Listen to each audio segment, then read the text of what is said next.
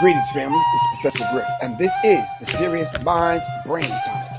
The Serious Minds Brain Tonic was created to sharpen the mind by protecting the cells and increasing the neurotransmitters associated with learning and memory. You can order the Serious Minds Brain Tonic right here on www.debbiestribewellness.com and or text me 678-557-2919. Peace. Breaking news, fam. Arm the Masses with your host, Professor Griff, has a new time slot, 8 p.m. weeknights, right here on Arm the Masses, brought to you by Black Power Media Reloaded.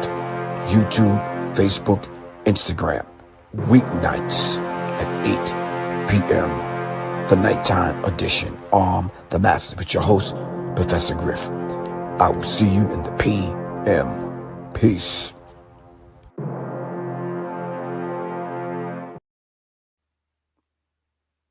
All right, greetings, peace. All right, it's Professor Griff, and of course, y'all already know this is the Masters right here on Black Power Media Reloaded. All right, salute to everyone. All right, tonight's subject we're going to be talking about policing. Policing in the age of algorithms. So if you could just kind of wrap your mind around that, the idea of policing as we know it might drastically change due to the amount of money that's being poured into private companies to give policing and the whole idea of policing an upgrade. All right. We're going to dive into that momentarily. But in the meantime and in between time, boy. Hold on for a second. I want to be able to pull something up to show you later on. Anyway,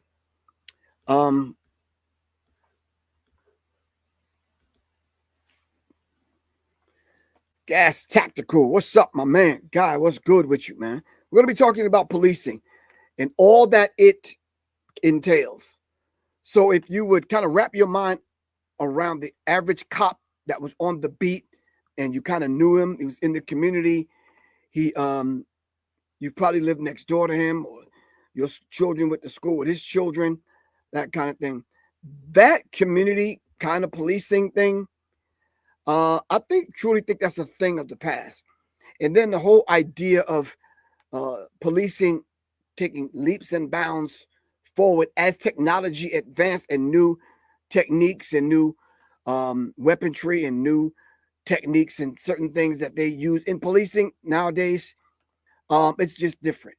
So I'm saying to you from the leaps and bounds from the beat cop on the beat to now, you can almost imagine what it's going to be like in the future, the very near future. Those are some of the things that we want to discuss when we're talking about policing in the age of algorithms. How legal is it, and the ethical use of AI in law enforcement? So let's wrap your minds around that. Probably 5 to 7 years ago, I talked about facial recognition software, on how the police officers now are fitted with contact lenses that actually have cameras and transmitters in them. Some of y'all thought I was crazy 5 to 7 years ago. And here we are with contact lenses that could send facial recognition data back to a database, all right? And the police can get real-time intel in his ear, all right, in one of these kind of gadgets that you keep in your ear, or your iPad pods or ear pods or whatever, and real-time information, just scanning your face, eye retina scans, facial recognition software. This is a normal thing today. They got facial recognition software on phones now. So Professor Griff wasn't quite crazy as y'all thought he was. Go back. It's timestamped. You can go watch it. All right.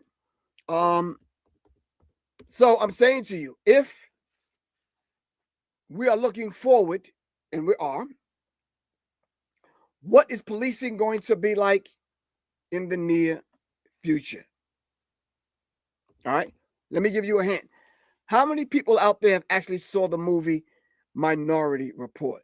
Can you show of hands? Give me a peace sign, black power sign, something. Anyone? Minority Report.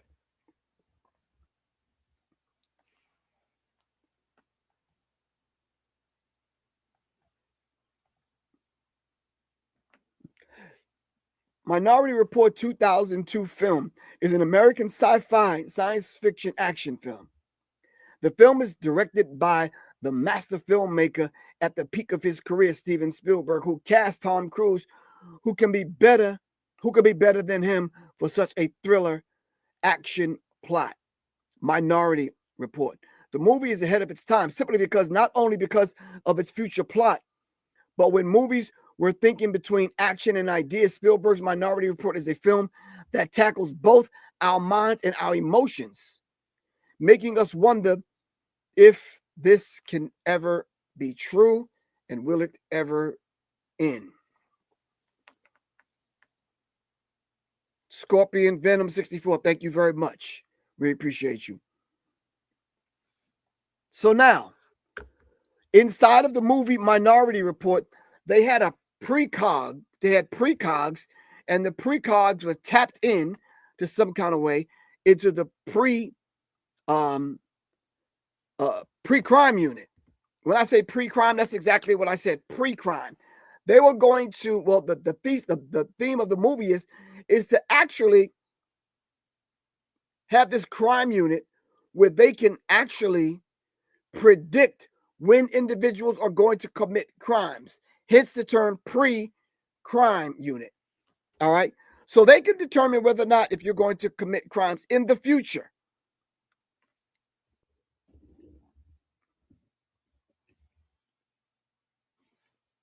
I'm quiet because I want y'all to marinate on that. Fast forward 2025. Here we are. Palantir and other military contractors to the tune of billions of dollars at their fingertips, putting together. I mean, it is mind-numbing when you think about policing in the age of algorithms, from predictive policing and facial recognition to AI-assisted report writing. Artificial intelligence is changing the way law enforcement works. This course gives you the tools to lead responsibly, avoid legal pitfalls, and maintain public trust in the age of rapid technology change. It's rapidly changing. Are they educating and informing the general public as to what they're doing? Absolutely not. Absolutely not. Absolutely not. You are not going to get the in-office memo. All right? So if you know of or heard of or actually seen YNs out wilding, the whole idea of policing is going to take a whole different. We're talking not only facial recognition software via satellites, we're talking air and land drones. All right? We're talking about a new set of firearms, and I'm not sure if you heard about what's going on with Glock. That's something we should talk about at a later date, but new guns about to hit the street or hit the market. Only the kind where if you don't have the implantable biomicrochip in your hand, you won't be able to activate the mechanism inside the gun in order to pull the trigger. I'm not going to say that twice. So when you start talking about having to get an in-office memo to even learn basic stuff that we're so accustomed to doing today, they're trying to disarm the public so you have absolutely no way of fighting back.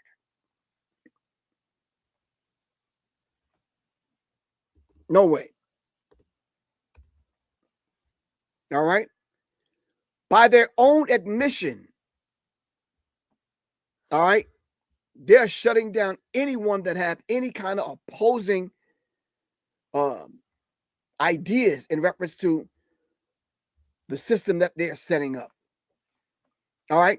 So no one understands. They want to keep you in debt slaves, they call it. All right. They want to keep you out of shape. All right. They want to keep you sick. All right. So these are some of the things that they're doing. And look around. It's happening. They want to keep you high.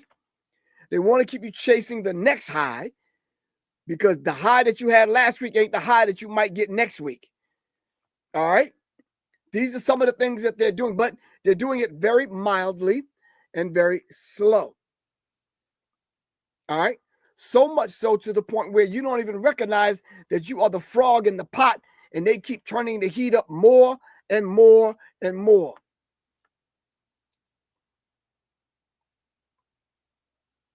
All right. So you can look up policing in the age of AI. All right. AI fundamentals for policing, what these tools are and were designed to do and what they are not, how they work, and why they demand a different approach to risk management. Why would an officer risk not going home to his loved ones at night when he can, rather than chasing you and getting tired because he's out of shape, because he's fat, he done ate too many jelly donuts. You understand what I'm saying? He got those membership cards for drunken donuts. Why would he run the risk of chasing you and you shooting back at him and all that kind of madness when he could just sit back in the squad car and send a drone to chase you, shoot a dart in you and render you helpless? You say, oh man, come on, Professor Griff, that's some sci-fi type stuff. Okay. Mark this date that I'm telling y'all this. Y'all can take my phone number and hit me up and apologize later. Matter of fact, send me a donation, something. Y'all, apologize, Griff. You understand what I'm saying? Here's $200. Yeah. 678-557-2919. So what they're trying to do, since the level of education in the police department is about on a 6th grade level, all right? Here comes AI to the rescue. All right? Of course, they're trying to have legal guardrails for the 4th Amendment, the search and seizure, First Amendment implications, equal protection, risk, and involvement, case by case by case.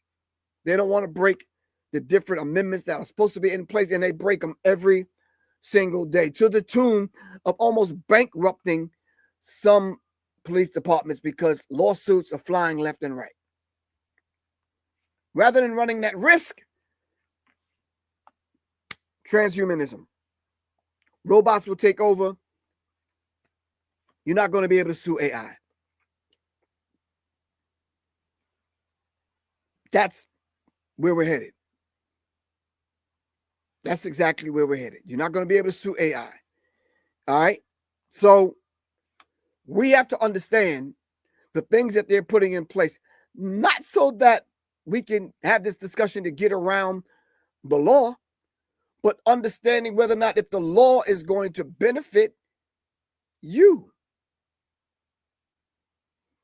Why would you vote for a law and put something in place that's going to, you're already suffering that right now with all the people that you done got together with and voted this dude in. Now look at you. All right.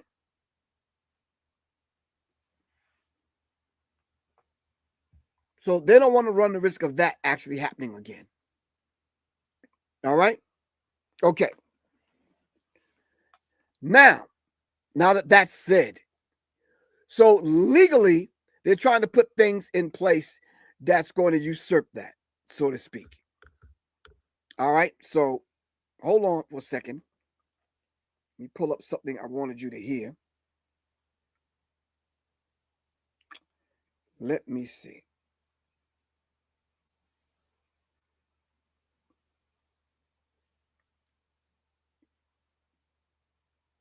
All right. While I'm looking for this, let's hold on. Hold on. Here we go. It's kind of lengthy. I'll stop if y'all get bored. We'll talk about some of the things that she's talking about. All right. I need you to stop scrolling and pay attention to what might be the most dangerous threat to American liberty in our lifetime. While everyone has been distracted by the latest political drama and celebrity scandals, the government has been quietly building a system that can label you a criminal before you've broken any laws. This isn't science fiction anymore. It's happening right now through AI-powered predictive policing programs. Let's stop right there. Predictive policing programs. Predictive, just like the movie Minority Report, precogs. All right. Pre-crime unit. All right. Predictive policing. They put the data all together like AI does with ChatGPT and some of these other programs. They pull the data down. And once they pull the data down, they can almost predict Tay, Twan, Peanut, Man, and them, Day, and them probably will commit a crime next month. They can't pinpoint the time, day, because it's not that sophisticated. But with predictive policing, they have it down to a science. I'm about to show you connects government agencies, tech giants, and surveillance companies in a way that should terrify every American who believes in due process and the presumption of innocence. Let me break this down for you. Across America, law enforcement agencies are implementing what they euphemistically call predictive policing systems, AI algorithms that claim to forecast where crimes will occur and, more disturbingly, who might commit them. These systems aren't just mapping potential crime hotspots. They recreating lists of individuals the algorithms deem likely to commit future crimes. To understand what's really happening here, we need to go back to the foundations of this technology. Companies like Palantir, founded with CIA investment money, have been developing these capabilities for years. Did you hear what she said? Palantir and other companies with CIA money have been developing these programs and these systems for years. She did not say months, weeks, or days. She said years. There are years ahead. All right? Pay attention. Most people don't realize is that these systems have now moved far beyond simple crime mapping into the realm of what can only be described as pre-crime profiling, identifying and targeting individuals based not on what they've done, but on what an algorithm predicts they might do. Here's where things get concerning. Through Freedom of Information Act requests and public contract databases, investigators like Whitney Webb have uncovered a web of government contracts with tech companies to develop and deploy these predictive systems. These aren't small pilot programs. We were talking about multi-million-dollar investments in technology that fundamentally transforms how policing works in America. One of the most prominent players in this space is Palantir Technologies, co-founded by Peter Thiel. Palantir's Gotham software is currently being used by police departments across the country. What most people don't know is that Gotham isn't just analyzing past crime data. It is actively profiling individuals based on a vast array of data points to predict who might become a person of interest. But it gets worse. She's talking about data points. And basically what data points is once those dots start to connect, not just your basic stuff, not just your height, your weight, your complexion, your nationality, blah, blah, blah, blah, blah. All right, they're diving deeper into eye retina scan, facial recognition software, blood type, voice recognition software. They're going into, it gets the data points. The data points line up. All right, so no longer someone committed a crime and it was someone that looks just like you.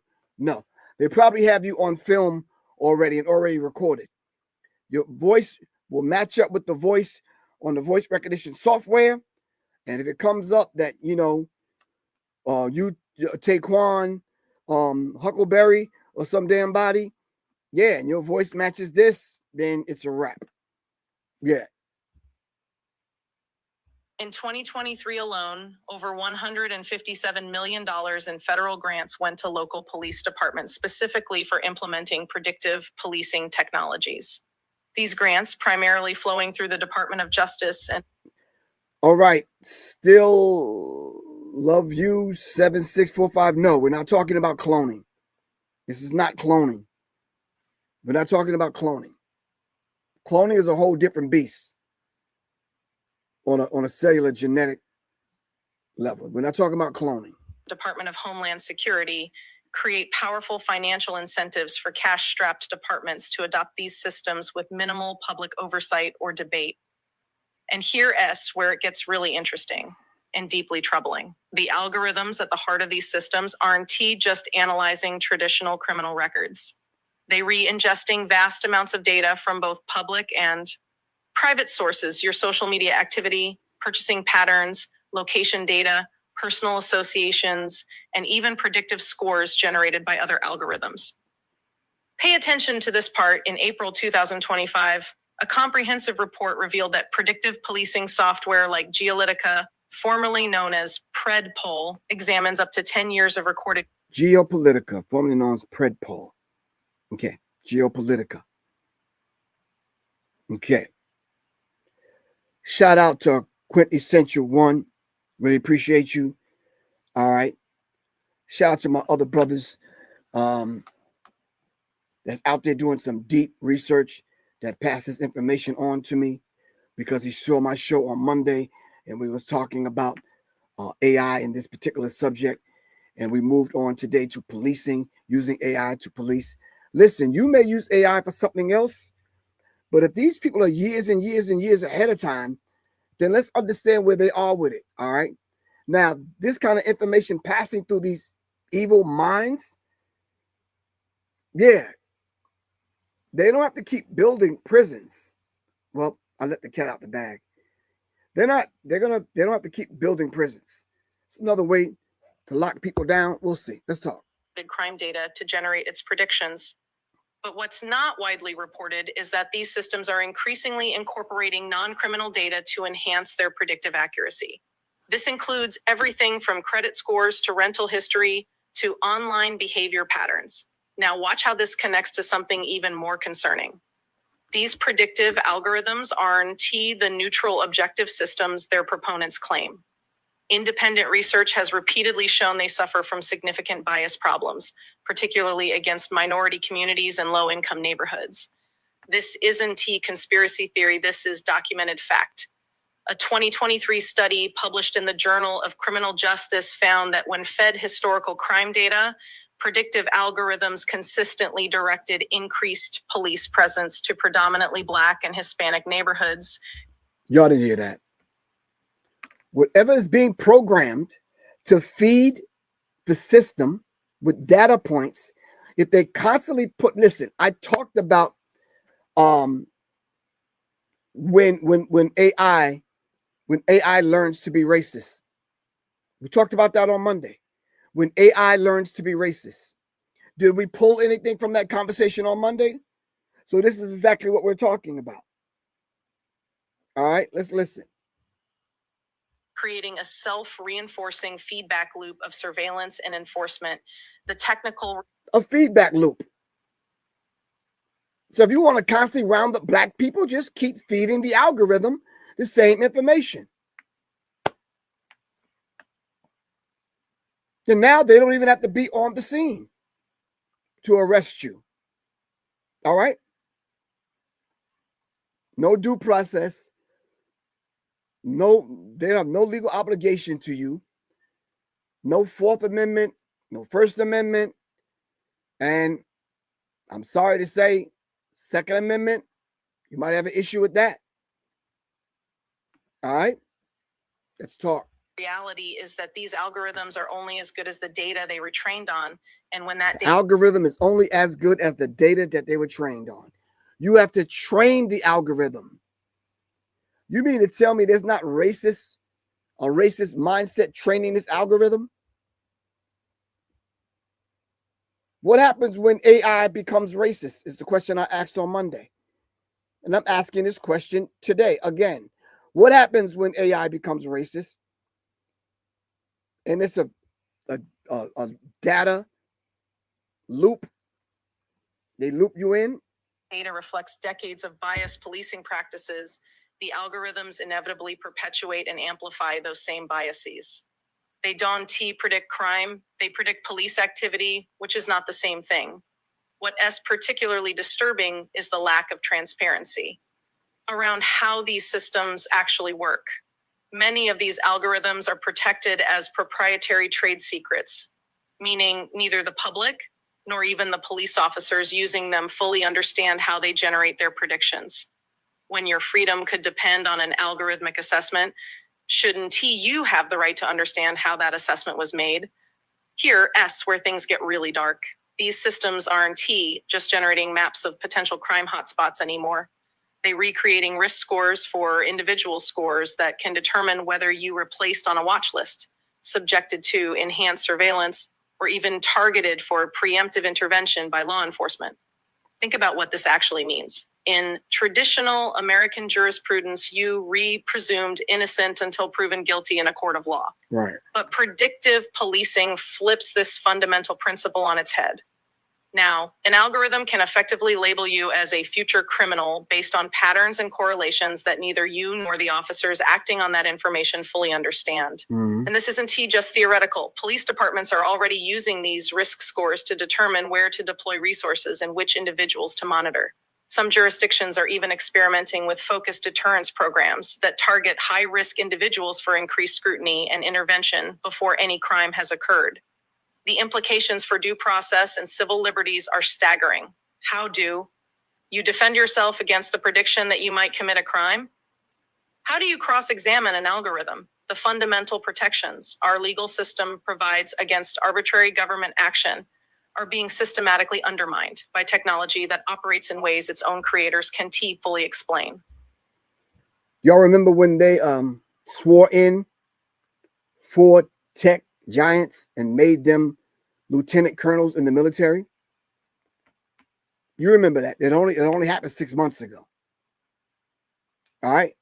So this is where we're headed. Tech giants are going to take over, and the whole idea of policing is going to change. In order for it to change, they got to erode the little bit of rights that you do have right now. All right. Every right that you think you have right now, you're going to have to fight to keep. All right. You're going to have to fight to keep every single right that you have right now. All right. So you see some people kicking and screaming as they're getting yanked out of their houses and yanked out of their cars. So, well, I'm a citizen. Yeah, okay, I'm an American. Yeah, right. Okay, they're eroding all of these rights that we have. But the predictive policing system is just one component of a much broader surveillance infrastructure being rapidly expanded across America. These predictive algorithms don't operate in isolation. They are increasingly integrated with other surveillance technologies like facial recognition, automated license plate readers, social media monitoring tools, and even smart city sensors. The connections become even clearer when you follow the money. The same companies developing predictive policing software are often the ones building these other surveillance systems. Palantir-esque contracts span multiple federal agencies, from local police departments to immigration and customs enforcement to the Department of Defense. The line between law enforcement, national security, and everyday surveillance has never been blurrier. What we're witnessing is nothing less than the construction of an automated suspicion generation system, a technological infrastructure that can flag individuals for heightened scrutiny based entirely on algorithmic assessments of risk. And once you in the system, the presumption shifts from innocence to potential guilt. Here's what should concern every American, regardless of political affiliation. These systems are being deployed in a legal vacuum. Our current laws and constitutional protections were not designed for a world where algorithms predict future behavior and generate suspicion automatically. The Fourth Amendment protects against unreasonable searches and seizures, but what constitutes reasonable suspicion when that suspicion is generated by an algorithm? The 14th Amendment guarantees equal protection under the law. But how does that square with systems that disproportionately target certain communities based on historical data? Can we answer that question? If they're feeding the data and training AI and AI and the algorithm has this recurring kind of data loop built in it, how are you going to fare? Talk to me. How are you going to fare?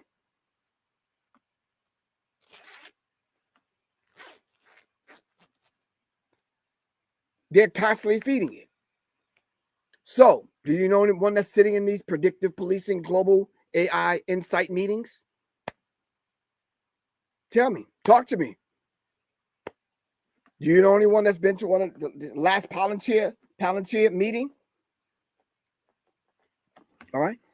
All the people that you know that work in tech, are they having this conversation in order to kind of have the classes with us to teach us how to navigate this? How many black people you think go to jail every single year and they're innocent and they end up getting out years later? Well, multiply that by about 100. When the data that's being sent to the police officer that pulled you over is saying that they predict that you're going to commit a crime in about a month. These fundamental questions remain largely unaddressed by courts and legislators, even as predictive policing technologies become more widespread. We re-witnessing a massive expansion of state power enabled by technology without the corresponding expansion of safeguards and oversight that should accompany it. This trend toward algorithmic prediction and preemptive intervention isn't limited to the United States. Similar systems are being deployed around the world, often with even fewer restraints on government power. China's social credit system represents perhaps the most advanced implementation of algorithmic social control, using vast data collection and AI analysis to rate citizens' trustworthiness and restrict the rights of those deemed untrustworthy. While America's predictive policing systems aren't identical, they operate on similar principles using data to categorize individuals and allocate different levels of scrutiny and freedom based on those categories. The global expansion of these technologies creates a troubling dynamic where governments can point to other nations' surveillance practices to justify their own. It's a race to the bottom for privacy and due process rights, with each new implementation normalizing increasingly intrusive forms of algorithmic control. So what does this mean for you personally? It means your digital footprint, your social media posts, your location data, your purchasing habits, your associations could be feeding algorithms that determine whether you reflagged as a potential threat. And you likely have no way to know what data is being used, how it's being interpreted, or even if you've been identified as high risk. For Americans especially, this represents a profound threat to constitutional liberties. The presumption of innocence, the right to due process, protection against unreasonable searches. These foundational principles are being eroded by systems that generate suspicion automatically and operate largely outside public scrutiny. The timeline for implementation is accelerating.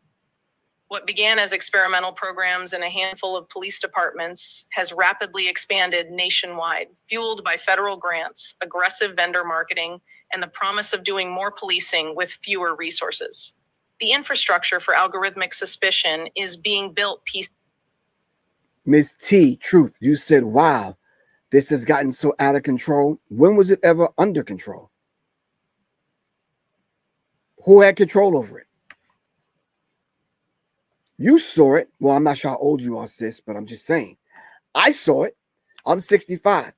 I saw it when we was watching cartoons like the Jetsons.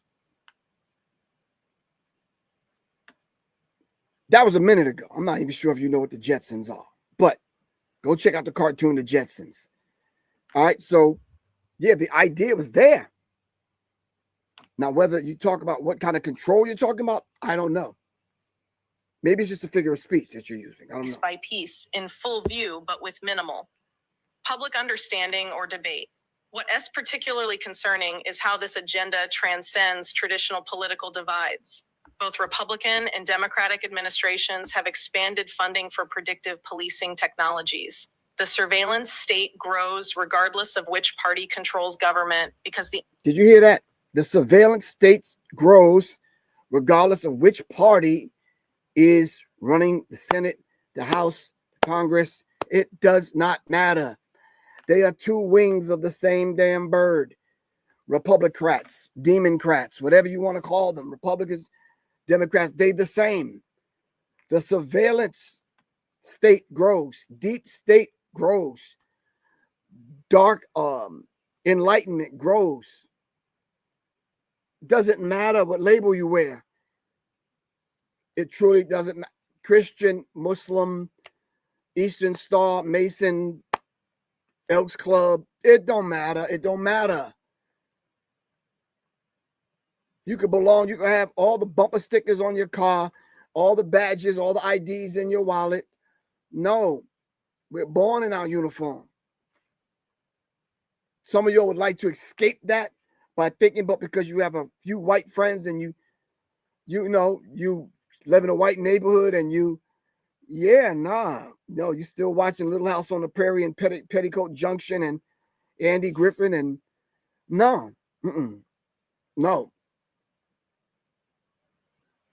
You don't hang out with anybody 2 shades darker than you. Y'all laugh, but that's a real thing for some people.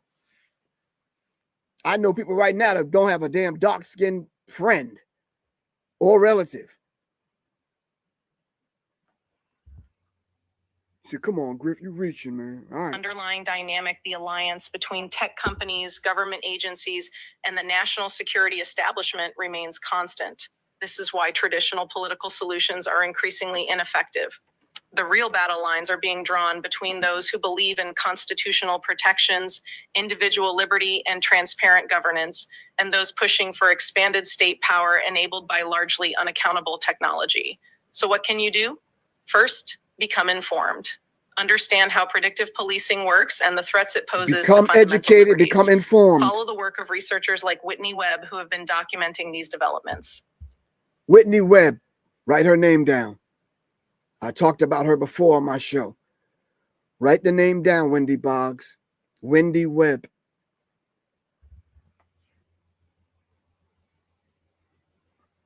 This is get ready. They are building a system to arrest you before you commit any crimes. Look up Wendy Webb, everyone.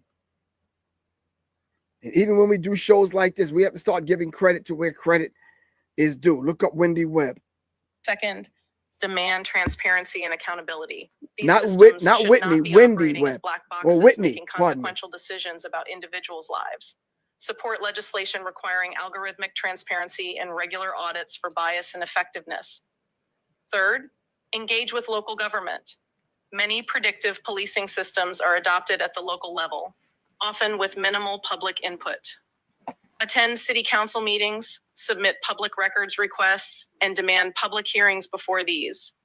Technologies are adopted in your community. Finally, share this information with others. The strength of the surveillance state lies in obscurity. Most people have no idea these systems exist or how they work. By spreading awareness, you help build resistance. Ask yourself, who benefits from a system that can label you a potential criminal before you've broken any law? Who is looking out for your constitutional rights when algorithms are making decisions about your level of suspicion? The question isn't T, if this will affect you, it's S, when. And by the time most people realize what has happened, these systems will already be deeply embedded in our law enforcement infrastructure. This is the quiet revolution in policing that no one is talking about, but we all need to start paying attention before it's too late. Predictive policing represents one of the most significant threats to constitutional governance in American history. The emergence of a system that can effectively criminalize individuals based not on their actions, but on algorithmic assessments of their potential for future wrongdoing. It creates the infrastructure for a surveillance state unlike anything we've seen before, one where suspicion is generated automatically and due process protections are systematically undermined.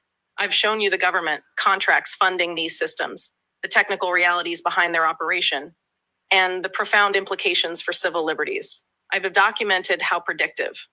Algorithms connect to broader surveillance infrastructure and how they being deployed with minimal oversight or accountability.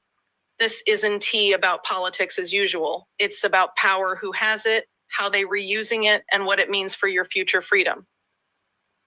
The technological systems being built today, funded by your tax dollars, will shape American justice for generations to come. The choice before us is clear. Will we allow algorithms to replace due process? Will we surrender the presumption of innocence to predictive models? Or will we reassert the fundamental principles that have protected Americans from arbitrary government power for over 2 centuries? The window for action is closing. The systems are being deployed. The infrastructure is being built. And once predictive policing becomes normalized, rolling it back will be nearly impossible. predictive policing. All right.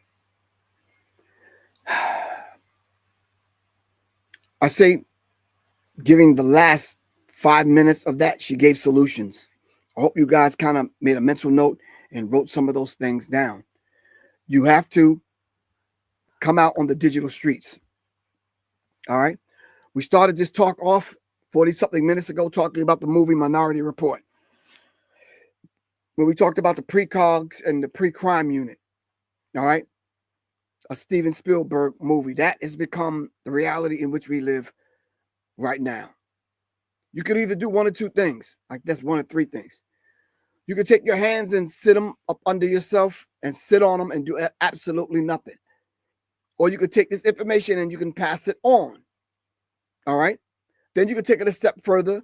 And when those meetings happen online or offline, go to the meetings, listen, take notes, organize, so you'll at least be awake and aware as to what's going on. All right. Nowadays, I think they're banking on an ignorant public, an ill-informed public. Once you start informing the people, the masses of the people, if we knew better, we would do better. All right. If we knew better, we would do better. All right. This is your brother, Professor Griff. That's all I have for today. Inshallah, I will see. I might not see y'all over the weekend. My son is getting married. So congratulations in advance, my son Khalil and Dana. Really appreciate that. That you guys have stuck it through the trials and tribulations to actually see this beautiful day. All right. And as your dad, I'm proud of you. Really appreciate you. Like, I'm proud of all my children. We had this idea that we have for our children in our minds. You understand what I'm saying? And that's largely the reason why most of us do what we do. Because we don't want to leave a system intact that's going to affect generations behind us. Why would we do that? No, let's dismantle it now so we could put a system of justice in place. All right. It's your brother, Professor Griff. All right. Peace, fam. Peace.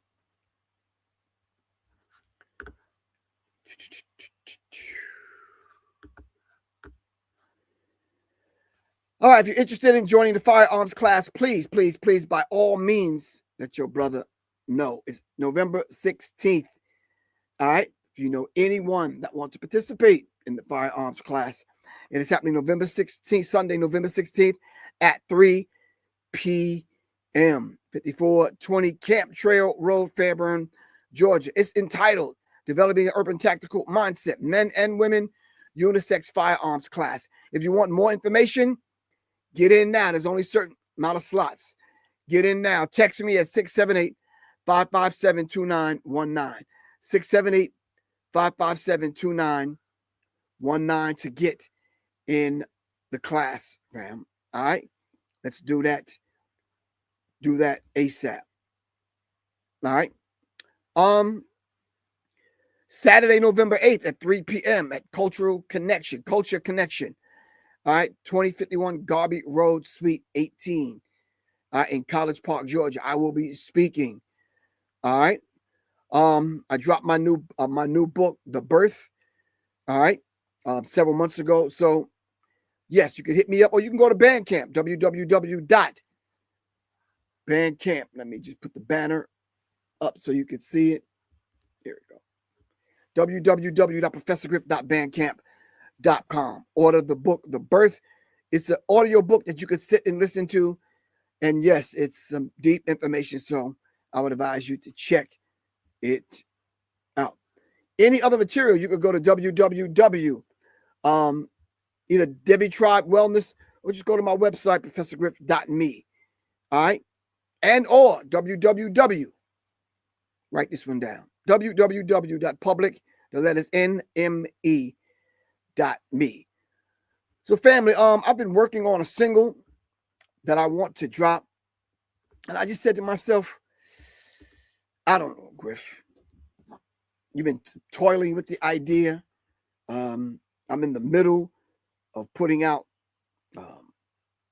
finishing the Soul Ohm project, which is a softer thing, kind of thing. So I'm going to send this to my computer so I can let everyone see the cover. And you tell me what you think. It's going to be on sale, not today, Friday. All right, so make sure y'all copy it. All right, hold on for a second. School what a do, school what a dee. Hold on.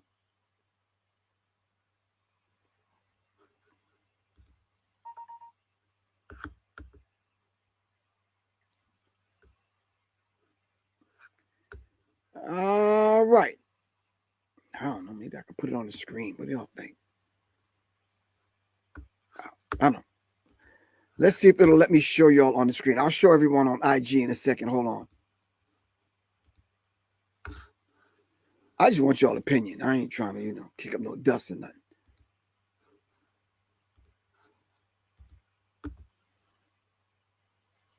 Oh, no, it's not going to let me do it. Oh, that's ugly. Anyway. Guess I'm going to have to show it to y'all.